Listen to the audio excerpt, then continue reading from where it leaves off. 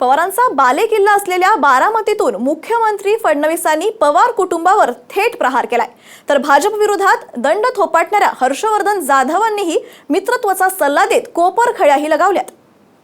आमचे मोदी साहेब म्हणतात बेटी बचाओ बेटी बचाओ बेटी बचाओ, पवार साहेब आता म्हणतात बेटी बचाओ बेटी बचाओ बेटी बचाओ। आमच्या सुप्रिया ताईंनी देखील काही गोष्टी पवार साहेबांना आमच्या मोदी साहेबांकडून शिकून घेतल्या। काय म्हणाले मोदी साहेब?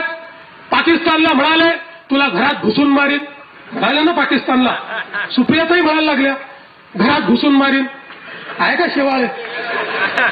काय काळजी करू नका शेवाळे। दादांना तिकीट मिळालं आणि तेव्हापासनं या इंदापूरला आपली प्रायव्हेट प्रॉपर्टी समजून, या बारामतीला आपली प्रायव्हेट प्रॉपर्टी समजून पवार साहेबांनी राजकारण चालवलंय।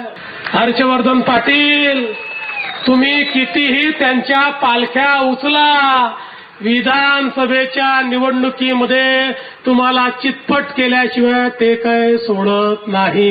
इतकी अवस्था आमच्या साहेबांची वाईट झाली की आमच्या साहेबांना भाषण द्यायलाही किरायाने लोक घ्यावे लागतात। तुम्हाला माहिती आहे, पूर्वी सायकल किरायाने मिळायची, मोटरसायकल किरायाने मिळायची, मोटर गाडी किरायाने मिळायची।